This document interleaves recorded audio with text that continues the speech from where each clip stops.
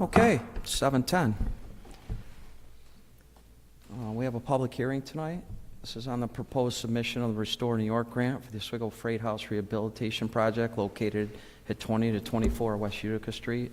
This is an application to Empire State Development for financial assistance under the Restore New York Communities Initiative. The scope of this project includes the redevelopment of the city freight house into a brewery and restaurant, enhancing the aesthetic and cultural value of the Utica Street neighborhood, creating job opportunities, and attracting residents and visitors. Clerk, could you please call the roll? His Honor the Mayor. Here. Councilor Walton. Here. Councilor Burge. Here. Councilor Benucci. He's excused. Councilor Walker. Here. Councilor Gozick. Here. Councilor Plunkett. And Councilor Plunkett's here, and the mayor's excused. Thank you. Councilor Allen. Here. I don't see anyone signed up to speak. Mr. Walker, out in the audience, you have anything to say? Okay, you could step up to the mic, please. Brandon Walker, 5th Ward. I think it's a good idea for this to happen. Brings in more business for the city. Everyone here already knows that, so I don't see any reason why we couldn't have that here. So that's all I got to say. Thank you, Mr. Walker. Anybody else have anything? Can I get a motion to adjourn the meeting, please? Councilor Walker, Councilor Burge.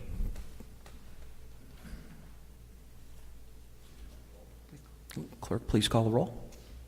Councilor Benucci. Excused? Councilor Walker. Yes. Councilor Gozick.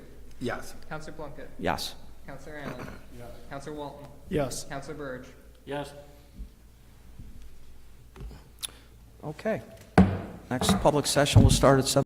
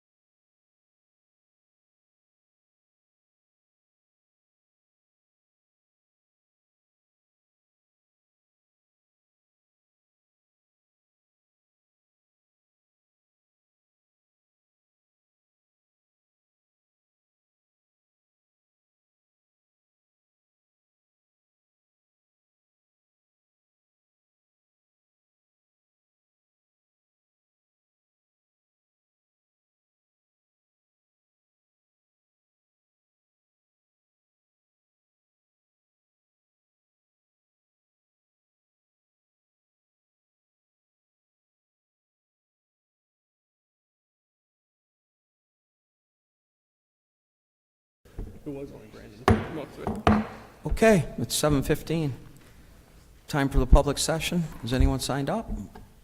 Seeing as how we have no one signed up, would anyone from the audience like to speak? Step up to the podium, please, and state your name and address. Stairs are killers. Bill Meyer, 38 Singleton. I would be a little more prepared, but been busy with Christmas decorations. On the letter I got from the about the water, testing the water, I know the test was $150. And I understand that you guys, it says from the curb box to the main is what the city's responsible for.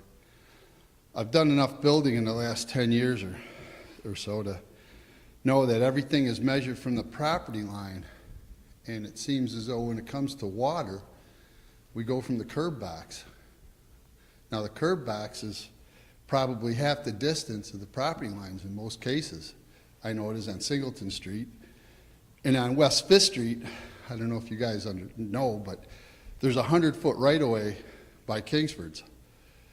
When I lived on Fifth Street, that 100-foot right-of-way divided by 2 is 50.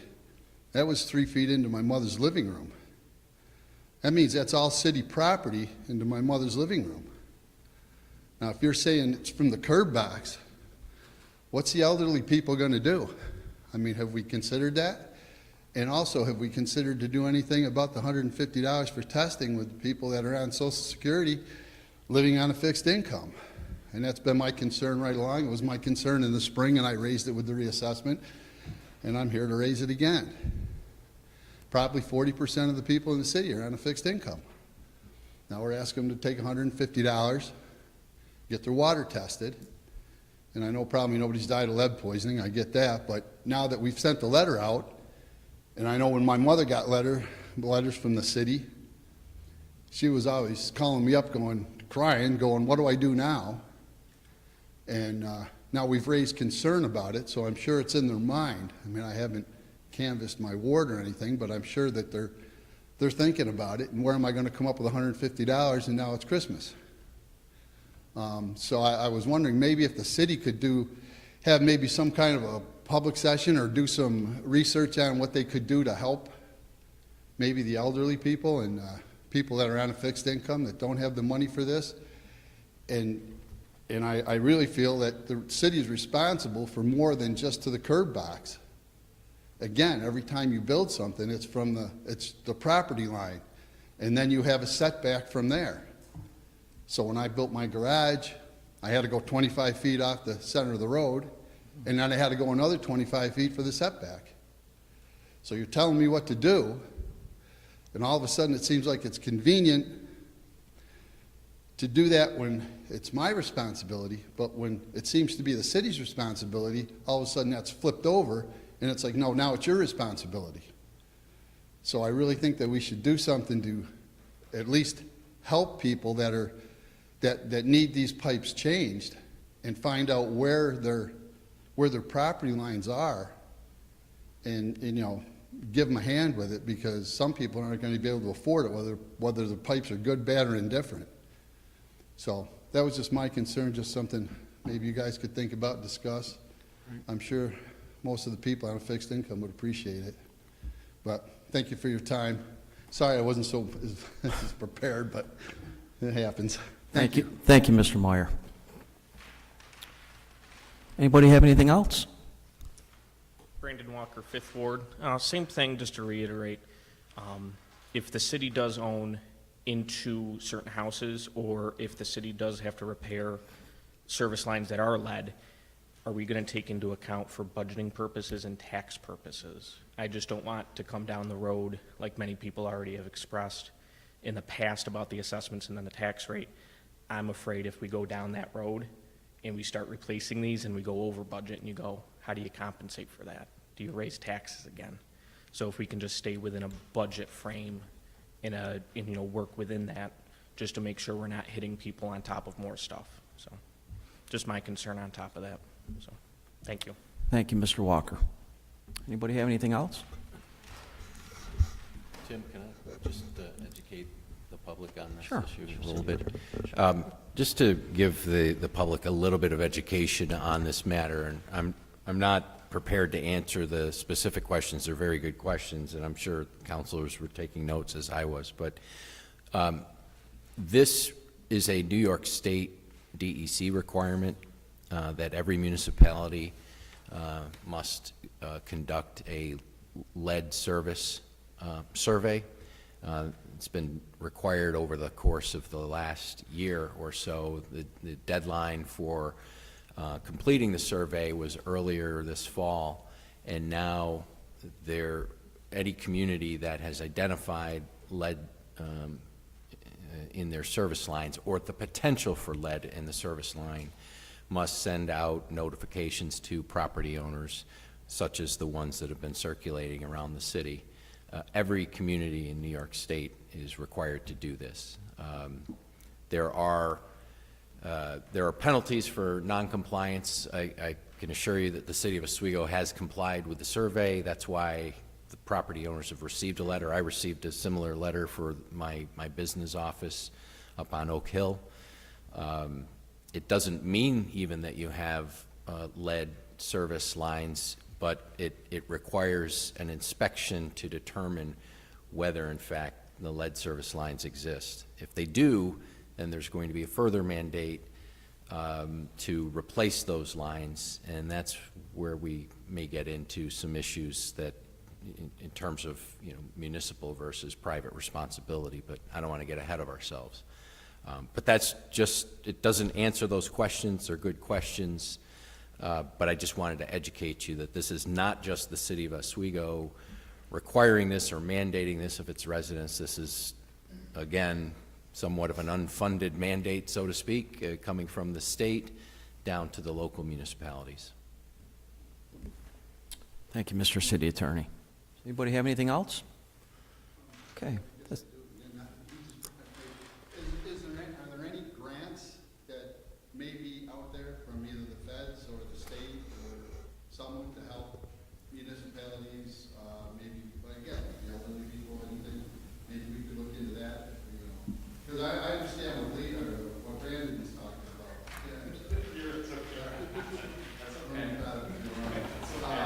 But, you know, just a concern, like where the money's coming from, and maybe the grants and testing to help these people out just a little bit. Yeah, a great question. If those who are listening couldn't hear, are there any grants that the state or federal government are offering? I'm not aware at the moment, but we'll certainly look into that and broadcast that if there is. I'm sure they would appreciate it. Thank you. Thank you, Mr. Meyer. Anybody have anything else? Okay, that's the end of public session. Regular meeting will start at 7:30.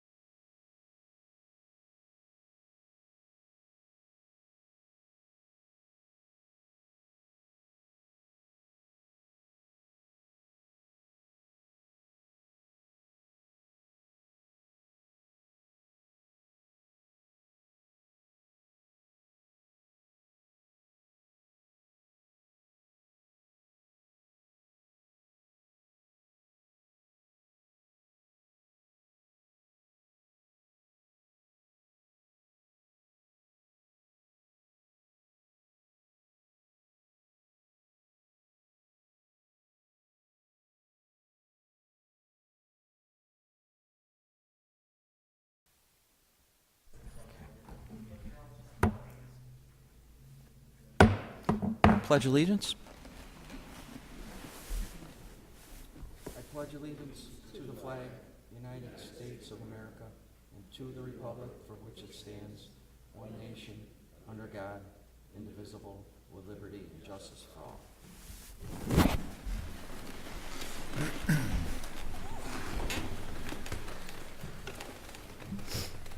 Okay, it's 7:30. Could you please call the roll?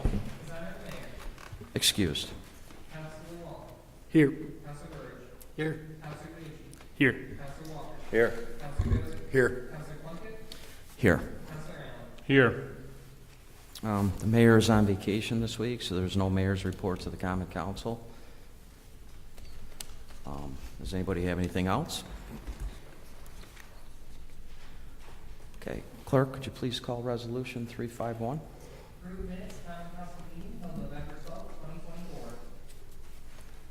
Counselor Walker, Counselor Gozick. Clerk, please call the roll. Counselor Benucci. Yes. Counselor Walker. Yes. Counselor Gozick. Yes. Counselor Plunkett. Yes. Counselor Allen. Yes. Counselor Walton. Yes. Counselor Burge. Yes. Resolution passed, 7-0. Clerk, please call resolution 352. Appoint Commissioner of Ease. This is for Bill Meyer and Tammy Byrne. Does anybody have any questions? Can I get a motion, please? Counselor Benucci, Counselor Walton. Clerk, please call the roll. Counselor Benucci. Yes. Counselor Walker. Yes. Counselor Gozick. Yes. Counselor Plunkett. Yes. Counselor Allen. Yes. Counselor Walton. Yes. Counselor Burge. Yes. Resolution passed, 7-0. Clerk, please call resolution 353. Authorize the mayor to execute any and all documents regarding the submission of a Restore New York grant for the Oswego Freight House Rehabilitation Project. Could I get a motion, please? Counselor Gozick, Counselor Allen. Any questions? Comments? Clerk, please call the roll. Counselor Benucci. Yes. Counselor Walker. Yes. Counselor Gozick. Yes. Counselor Plunkett. Yes. Counselor Allen. Yes. Counselor Walton. Yes. Counselor Burge. Yes. Resolution passed, 7-0. Clerk, please call resolution 354.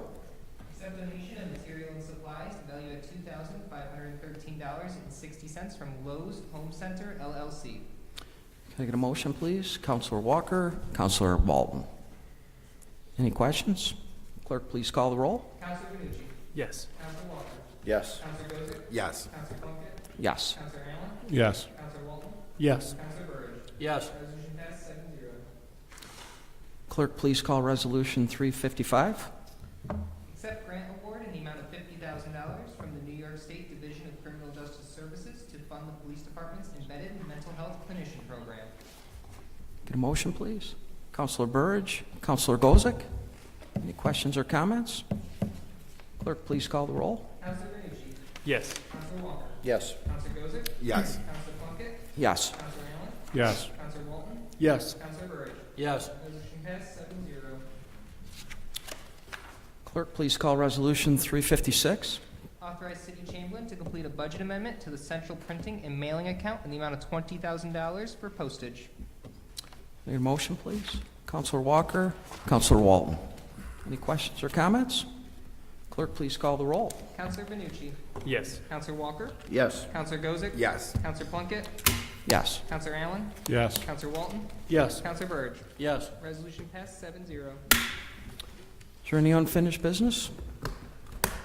Just like to wish everybody a happy Thanksgiving, safe travels if you're traveling. Can I get a motion to adjourn, please? Counselor Burridge, Counselor Allen. Clerk, please call the roll. Counselor Benucci. Yes. Counselor Walker. Yes. Counselor Gozick. Yes. Counselor Plunkett. Yes. Counselor Allen. Yes. Counselor Walton. Yes.